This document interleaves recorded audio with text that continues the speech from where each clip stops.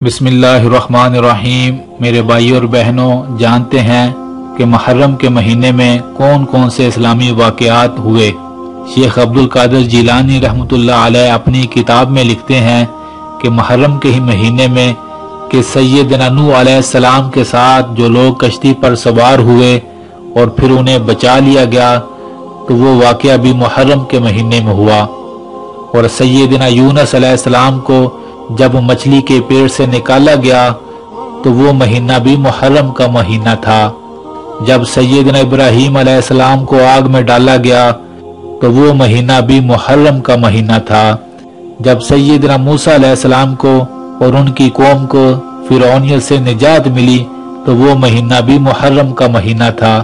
اور جب میرے پیارے نبی صلی اللہ علیہ وآلہ وسلم مکے سے ہجرت کر کے مدینہ پہنچے تو اس وقت بھی محرم کا مہینہ شروع ہو چکا تھا۔ اور جب کربلا کا واقعہ ہوا تو وہ مہینہ بھی محرم کا مہینہ تھا۔ میرے بھائی اور بہنوں، محرم کا مہینہ ہر سال ہمیں یہ یاد دلاتا ہے کہ چاہے دنیا میں کیسے بھی حالات آ جائیں، اپنے مالک کا حق اللہ کو سجدہ کرنا کبھی بھی نہ بھولا جائے۔ اللہ کا یہ حق ہے کہ وقت پر اللہ کی عبادت کی جائے، اللہ کو سجدہ کیا جائے۔ آل رسول نے میرے بھائی اور بہنوں جنگ کے میدان میں نماز نہ چھوڑ کر بتا دیا کہ یہ کسی حال میں بھی معاف نہیں۔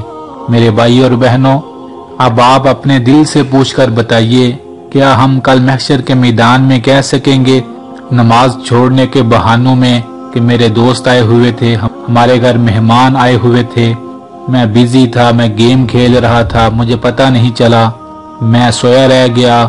ذرا سوچئے گا، جب کل محشر کے میدان میں آل رسول بھی موجود ہوں گے اور میرے یہ وہاں بہانے ہوں گے تو پھر میرا کیا عالم ہوگا۔ میرے بھائی اور بہنوں، زندگی بڑی تیزی کے ساتھ گزرتی جا رہی ہے اور کافی سارے لوگوں کی تو کتنی ساری گزر بھی گئی ہے، تو کیا ساری زندگی بے نمازی بن کے ہی گزار دینی ہے؟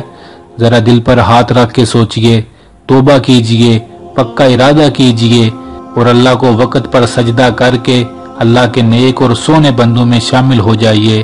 اللہ سے دعا ہے اللہ ہم سب کو وقت پر نماز پڑھنے والا بنائے، آمین۔ میرے بھائی اور بہنوں، اس ویڈیو کو ضرور شیئر کیجئے گا۔ بے شک دین کی بات دوسرے مسلمانوں تک پہنچانا بہت بڑا نیکی کا کام ہے۔ جزاک اللہ۔